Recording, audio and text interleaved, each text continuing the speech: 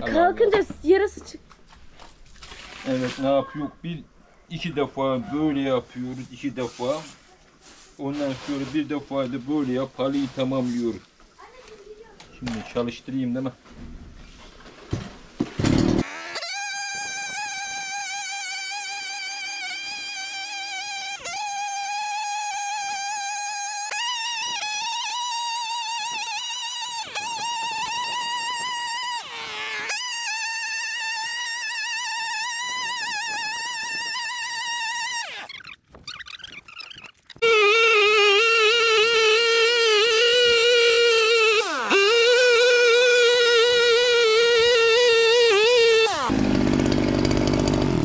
Evet, benim çay vitaminim bitti.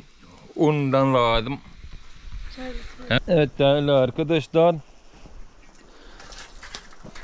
Halılar yıkama işlemlerini bitirdim. Şimdi mısırları gözetleyeceğim. Bakacağım neler var diye. Biraz armut daha taş attım. Bakalım armut düşmüş mü? İşte sarı armut. Tadı bal gibi olan armut. Ayrıca arılar da yiyorlar armudu. İşte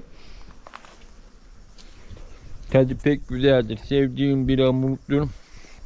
Neredeyse benim yaşıma geliyor bu armudun yaşı, benim yaşımla aynı olabilir.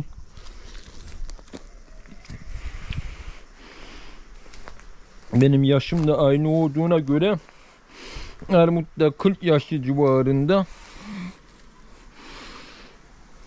Eski düşmüş. Bakalım yeni düşmüş armut var mı? Yeni düşmüşler dağındı. Nereye düştüyse bulamadık. Neyse şimdi mısırlara bakalım. Arıların kovan önlerine armut bırakmış. Babamlar bırakmıştır muhtemelen. Armutları kovan önünde yiyorlar. Tabii askerler de orada. Bakayım askerler tepki vermiyorlar. Biber fideleri de büyümek üzere. Abimle İzmit'te su motoru göndermiştim. Biberleri sürüyorlardı. Onlar biberi hasatına bile başlamamış ama bizimkiler daha yeni büyüyorlar. Galiba geç ektik. Bakın burada bir biber var. Tam toplanma zamanı gelmiş bir tanesi ama gerisi henüz hasılatlarını, meyvelerine tam olarak vermemişler. Bakın sivri biber var, kocaman bir şey. İşte bayağı büyükmüş maşallah. Küçük fideler ama koca meyve vermişler. Mısırların boyu da işte gördüğünüz gibi çapa aparatıyla mısırların diplerini kazımıştık. Düzenli bir şekilde dikmiştik. Şu anda bakın rahatça yürüyebiliyoruz aralarında. Gördüğünüz gibi bir de fasulye yolumu kesmiş fasulye. Bu tarafa geçeceğiz.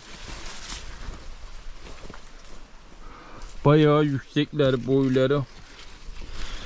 Mısırların arasında kaybolmak da mümkün. Mısırların arasında fasulye de dikiyoruz. İşte fasulyeler. Bunlar da büyümeye başlamışlar. Şuradaki çok küçük, bu ise bayağı büyümüş. Daha büyüyecekler tabii. Bakın fasulyelere, bir de bu. Maşallah. Mısırların dideli bir şekilde büyümeleri hem aralarına girip fasulyeleri toplamayı kolaylaştırıyor. Hem de rahatça sulanabiliyor, kolay sulanabiliyor. Su düz aksa mısırları sulayabilir. Bakalım meyvesini vermiş mi? Şurada püskülü var. Bakın kırmızı püskülü. Bir tane orada var. Kaç meyve verir bilmiyorum. Bir aydan 2 tane meyve bekliyorum. Bunda da püskül var. Başka püskül açmayacak galiba. Boyları da dev gibi. İşte orada da mısır var. Püskürünü açmış. Oldukça yükseğe vermişler meyvesini. Ne dedi? Ben bile yetişemiyorum meyvesine, gördüğünüz gibi. Burada da var. Bunun meyvesi ise alçakta vermiş. Buna ulaşabiliyoruz ama buna ulaşamıyoruz. Mısırlara mısır koçanı diyorlar galiba. İşte orada bir tanesi, maşallah. Hepsi de birer tane vermiş. 2 tane veren olur mu bilmiyorum. İşte burada da bir tane. 2 tane. Evet, 2 tane. Ha, bu 2 tane veriyor. Bakın, bir tane mısır koçanı burada. Diğeri de yukarıda, diğeri de. 2 tane bu vermiş. Maşallah. Sadece bir ağaçta 2 tane olduğunu görebildim. Belki zamanla 2 verirler inşallah. Bakın, bu da 2 tane veriyor. Bir koçanın sümbülü, bir tane koçanın da sümbülü burada. Boyları oldukça uzun. Bakın, buna hiç yetişemiyorum. Elimi kaldırdığım halde yetişemiyorum. 3 metreye aşmışlar boyları. Evet, bunda da 2 tane mısır koçanı var. Bunda hiç yok. Bunlar da sık büyümüşler. İkisi bir arada büyümüş. Belki koçan vermeme sebebi sık büyümelerdir. Bu hemen yanındaki ise 2 tane vermiş. Bunda hiç görünmüyor.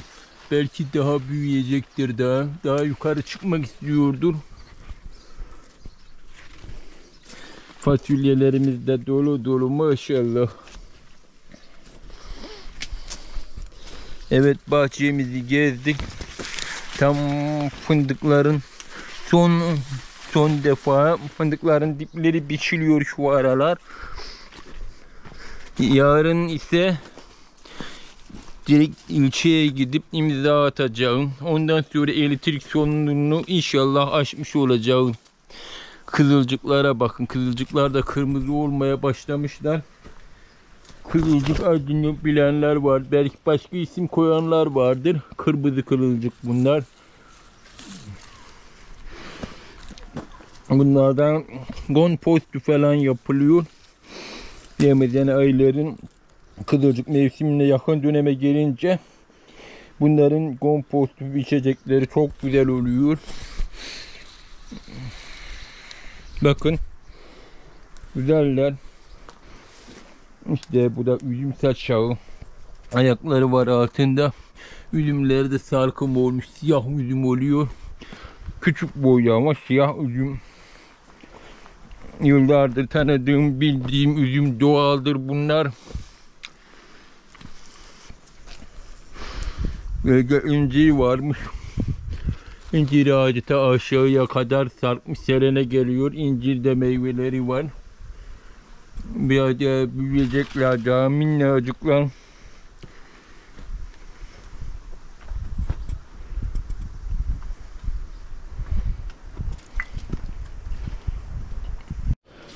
Evet, burada bizim fındıklıkların çeşitli cinsleri var. Kara fındık da var. Bu tip fındık daha kavrulmaya başlamamış. Ama kavrulmaya başlayan farklı cinsten fındıklar var. En yaşları bu cins galiba.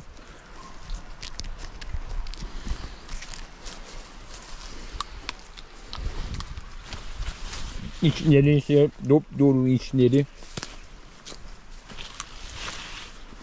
Bakalım, yaprağı solup başka bir cins fındık. Adı neyse tabi. Kanalımda takipçiler bilir ismini. Bakın, renk bağlamış, bakın. Renk bağlamış bunlar. Kolay işleniyorlar. İçi de dolu. İşte fındığı görüyorsunuz. İçi dop dolu.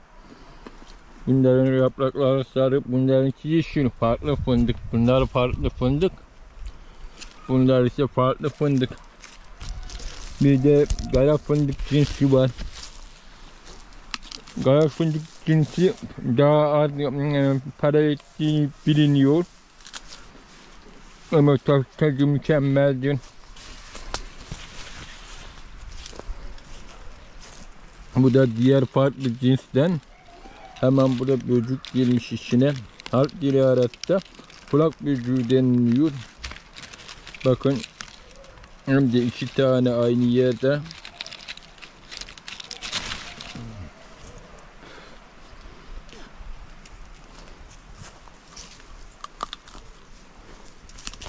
Bu tarlada kara fındık yok galiba. Bu da farklı.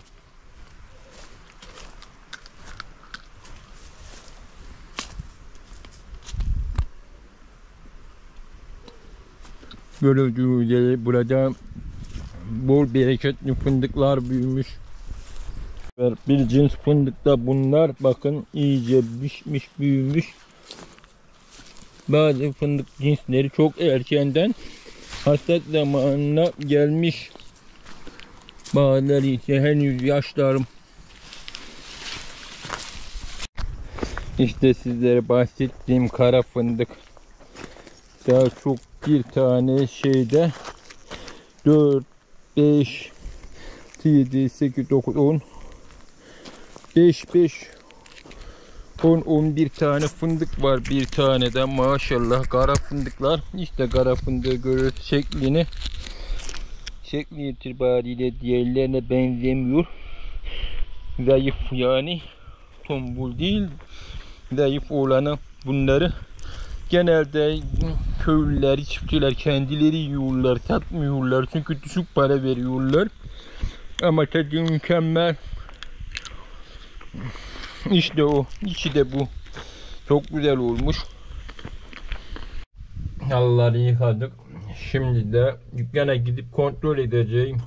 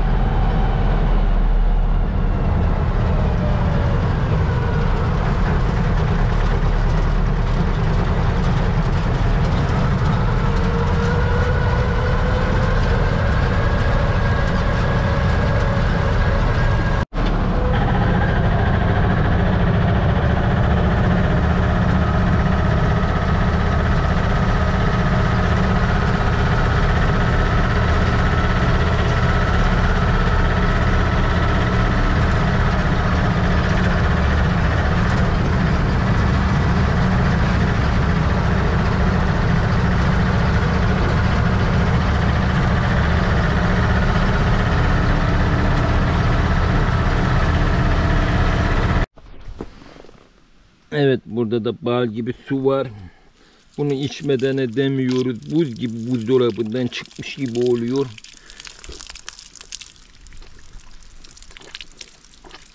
Evin suyu bile güzel olmasına rağmen Ramazan aylarında özellikle buradan iftara doğru şişeleri doldurup eve götürüyorlar.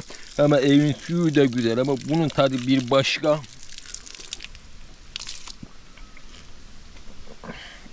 Bu değeri bilen köylerde, kırsal hayatlarda bu suyun değerini, bu toprakların değerini bilenler bunun yaşamayı yani yaz aylarında veya herhangi bir mevsimde bunu yaşamayı hak ediyorlar. Bakın bir de bir nimet daha bulabilirsiniz. Hemen çeşme başında böğürtlenler var. Görüyorsunuz. Dikenli yaprakları. Bu siyahlar yeniliyor. Tadı çok güzeldir. Özellikle kırmızı olan henüz olgunlaşmamış ama siyahları olgunlaşmış oluyor.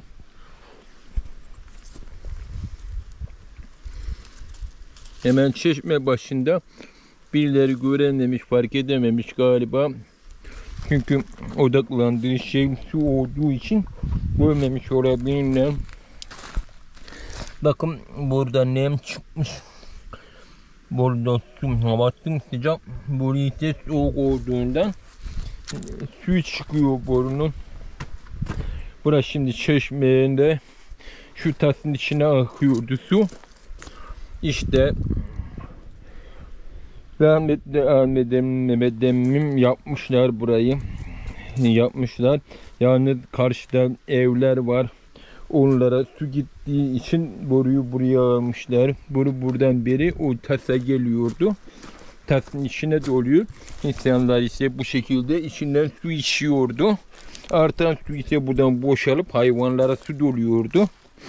Maalesef karşı taraf böyle bir su yapmış, su bağlamış. Böyle buralara bir çeşme yapma planlanıyor. Küçük bir çeşme. Bakacağız artık. Bir yer, bir yer var. Burada tekrardan son geçtiğimizden diğer yandan da sırlar var bakın. Sırlar. Sırlarla çapa yapmıştık. Bunları karışık kullanmamasına rağmen diğer günümüzde boyatmışlar.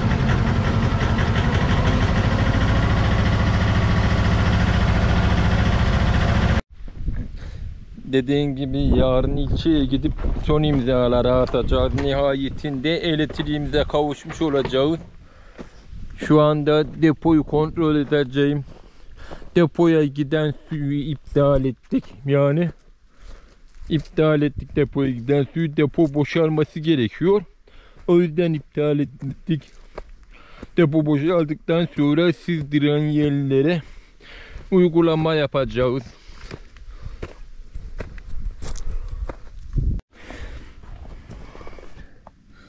Sanırım babamlar tekrardan depo suyunu bağlamışlar. Suyun biri bu delikten geliyor. Biri buradan geliyor. Bir de buradan geliyor. Bakalım. Burayı tıkadım mı? Az daha iyi sıva yapırsa yani şöyle şu şekilde belki tutacaktı ama normal bir sıva yapılmış. İçeriden de bu şekil yapılsaydı olurdu. Buralara vibratör iyi tutulmadığı için bu şekilde oldu. Özellikle depolara vibratörler iyi tutulmalı. Yoksa bu gibi sıkıntılar oluşacaktır. Yani dışarı bağlamıştı babamlar, tekrar depoya bağlamışlar. Şimdi bir gidip bakalım depoda su var mı?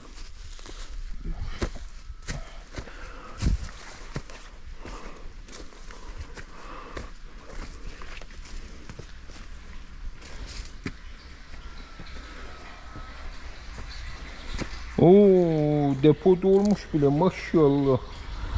Hayran kaldım vallahi. Depo tamamen dolmuş. Maşallah. Kaç ton bilmiyorum. Tahliye borusuna gelmiş mi bilmiyorum. Su da gümbür gümbür akıyor. Tahliye borusuna hem gelmemiş. Karşı tarafta GoPro'yu düşürmeyin içine. Nöfletli civarı yükseklik ama iyi yürüyor burada. Dolmuş depo. Şu ufak sızdırmalar olmasaydı daha iyi olacaktı. İnşallah onun da icabına bakarız. Şu duaya bakın. Uzun zamandır İstanbul'da yaşamışlığım var ama şehirleri de bilmeme rağmen bir köyü tercih ettiğimi görüyorsunuz. Köyde yaşamayı sevdim ve işimi de köyde kurdum. Hiç beklenmediğim günlere geldim. Yani hayal etmediğim. Yani mesela ben bundan önce Bolat bayisi değildim. Hedefimde kendi arazime dükkanı çoktan beri istiyordum ama aynı buna benzerdi ama bunu yaparken de bu kadar maliyet beklemiyordum. O da beklentiyle, o da olmayan şeydi. Bayilik de beklemiyordum. O da beklentilerde olmayandı. Sakin bir iş, sakin bir ortam bana yetiyor. Herkes sakin bir iş, sakin bir ortam olmasını ister. Hafta sonları çalışmayı istemiyorum. Çünkü yorgun yoğun oluyorum. Aileye vakit harcamanız gerekiyor. Mesela bugün ne yaptık? Halıları yıkadık beraberce. 30'a yakın halı yıkadık. İşleri bitirdim. Geldim şimdi kontrol yapıyorum. Depo bayağı dolmuş, bayağı da maşallah. Çok sevindim vallahi. Ben bu kadar sızıntıya rağmen deponun dolacağına ihtimal vermiyordum. Bakın üst taraflarda vibratör iyi tutulduğu için herhangi bir sıkıntı yok. Ama alt taraflara vibratör tutulmadığı için 2 noktada su kaçağı var. Bu kadar basınçlı suyu durdurmak kolay değil ama depoyu komple tahliye etmemiz gerekiyor. Bir buradan en büyük sızıntının, biri de burada var. 2 noktada. Şimdi bir de şu boru fazla yüksekte olmuş. Buralarda olabilirdi. Bir de ek olarak depoyu yıkamak için ek bir boru olacaktı. Deponun içini zamanla yıkamanız gerekiyor. O yüzden buraya tam zemine boru koyup hem yıkarsınız hem de rahatça boşaltmış olursunuz. Bu kadar yüksekteyse boru, o zaman boşaltamazsınız.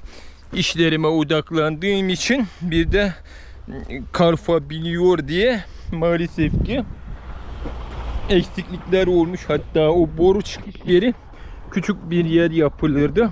Küçük bir yer. Şöyle bir yer çevrilir, üzerine kapak örtülürdü. Buna bir de vana yapılırdı. Mesela boru bir patlasa bayağı su kaçağı olacaktır.